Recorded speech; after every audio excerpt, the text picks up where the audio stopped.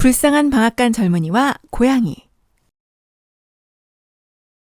옛날에 한 늙은 방앗간 주인이 살았습니다. 방앗간 주인은 아내도 자식도 없었어요. 단지 젊은이 3명이 일을 거들어 주었지요.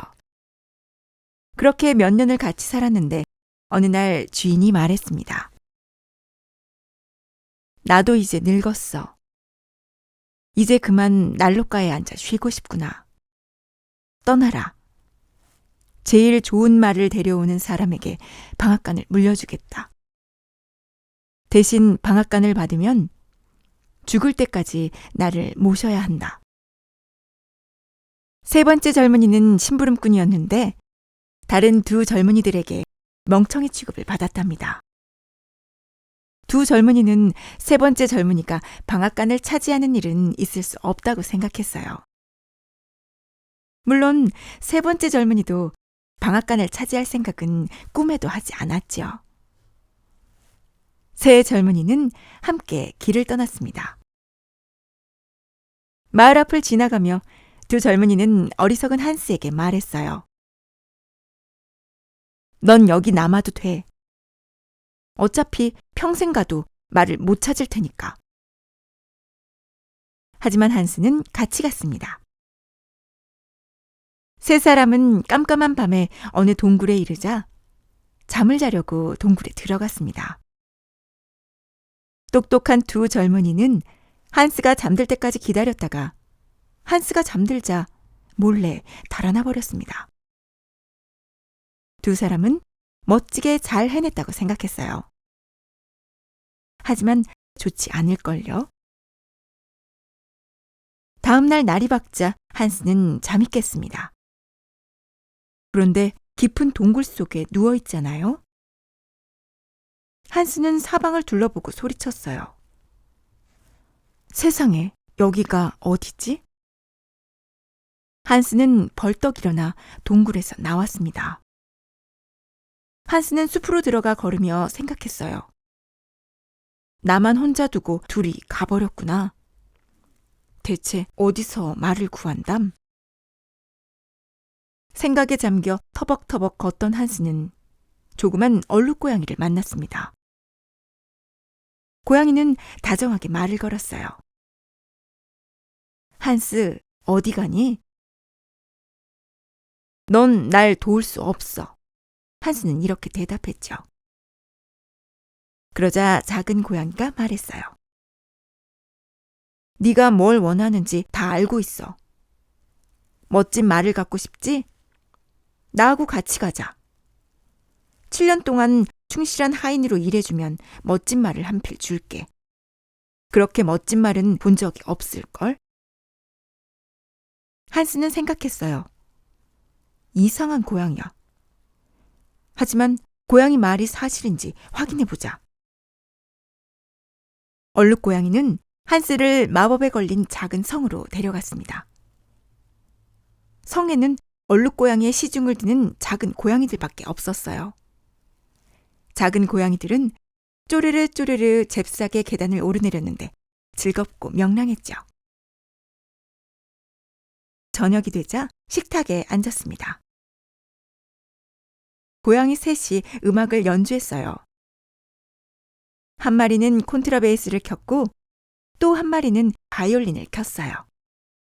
마지막으로 3번째 고양이는 뺨을 불룩불룩 하면서 열심히 트럼펫을 불었습니다.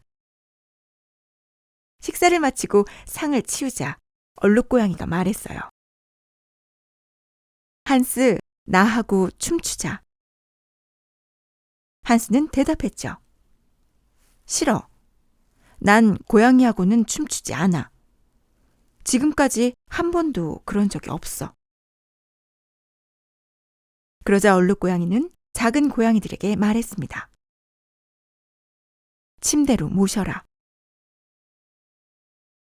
그러자 한 고양이가 등불을 들고 침실까지 안내했어요. 또 한 마리는 신발을 벗겨주고 또 한 마리는 양말을 벗겨주었습니다. 마지막으로 한 고양이가 훅 입김을 불어 등불을 꺼주었지요. 다음 날 아침 작은 고양이들이 다시 왔습니다. 한스가 침대에서 일어나는 것을 도와주려고요. 한 마리는 양말을 신겨주고 또 한 마리는 양말 데님을 묶어주고 또 한 마리는 신발을 갖다 주었습니다. 또 한 마리는 세수를 시켜주었어요. 마지막으로 또 한 고양이가 꼬리로 얼굴에 물기를 말려주었습니다. 한스는 말했어요. 정말 부드럽구나. 한스도 얼룩고양이의 시중을 들어야 했습니다. 또 매일 장작을 패야 했어요. 한스는 은으로 된 도끼와 쐐기와 톱을 받았죠. 구리로 된 칼도 받았습니다. 한스는 고양이 집에서 장작을 패며 좋은 음식을 먹고 마시며 살았습니다. 성에서는 얼룩고양이의 시중을 드는 작은 고양이들밖에 보지 못했습니다. 어느 날 얼룩고양이가 한스에게 말했어요.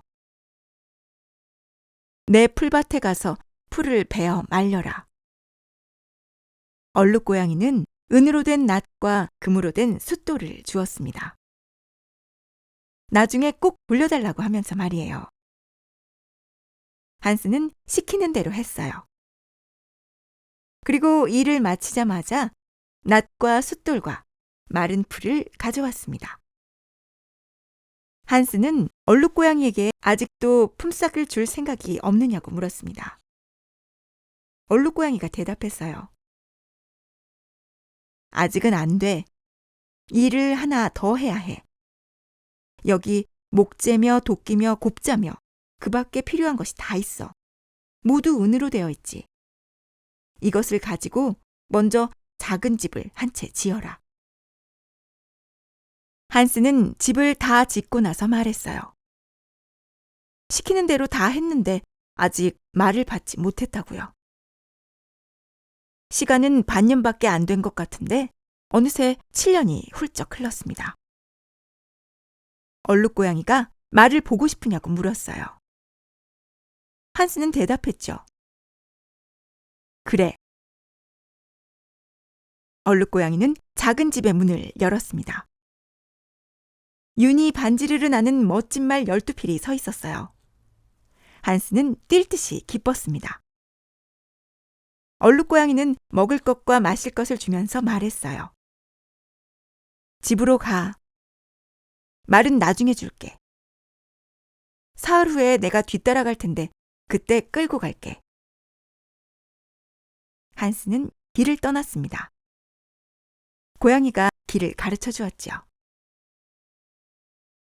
한스는 다 해진 작업복을 입고 갔어요. 그동안 얼룩고양이가 새 옷을 한 벌도 주지 않았거든요. 작업복은 7년 사이에 형편없이 짧아져 있었습니다. 입고 방앗간에 도착했더니 다른 두 젊은이도 왔습니다. 젊은이들은 말을 가져왔는데 한 마리는 눈이 멀었고 또 한 마리는 다리를 절었어요. 두 젊은이가 물었죠. 한스, 네 말은 어디 있지? 한스는 대답했습니다. 사흘 뒤에 올 거예요. 젊은이들은 깔깔 웃으며 말했어요.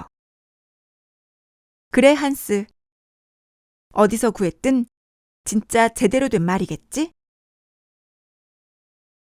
한스는 거실에 들어갔습니다. 하지만 방앗간 주인은 식탁에 앉지 말라고 했어요.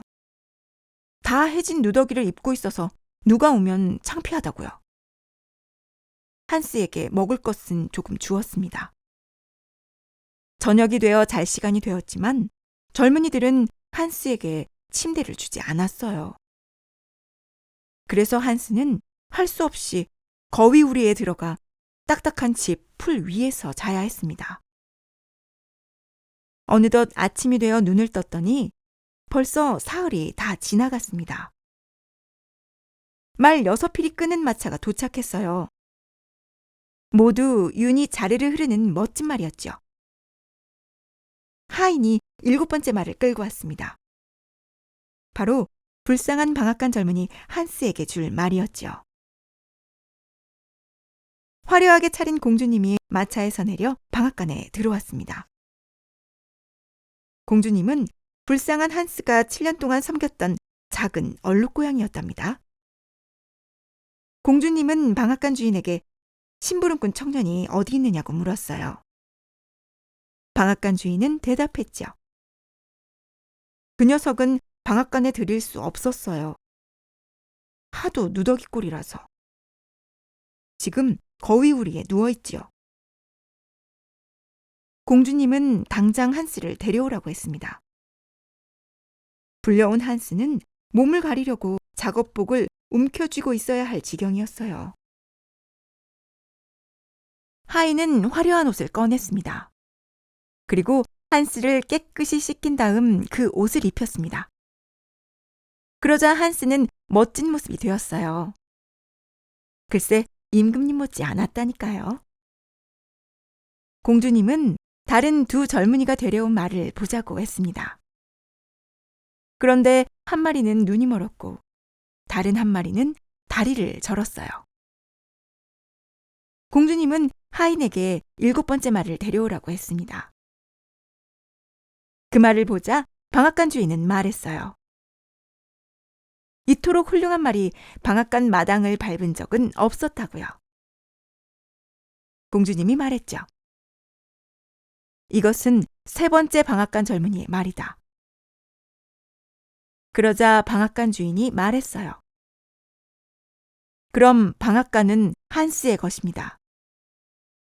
하지만 공주님은 방앗간 주인에게 좋은 말을 가지라고 하면서 방앗간도 그대로 가지라고 했습니다. 공주님은 충성스러운 한스를 마차에 태우고 방앗간을 떠났습니다. 두 사람은 먼저 작은 집으로 들어갔어요. 한스가 은으로 된 연장들로 지은 집 말이에요. 그런데 작은 집이 어느새 웅장한 성으로 변해 있었습니다.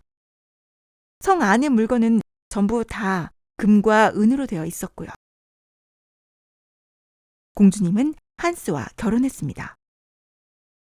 이제 한스는 평생 써도 남을 만큼 큰 부자가 되었습니다. 그러니까 멍청하다고 제대로 된 사람이 못 될 거라고 함부로 말하면 곤란하답니다.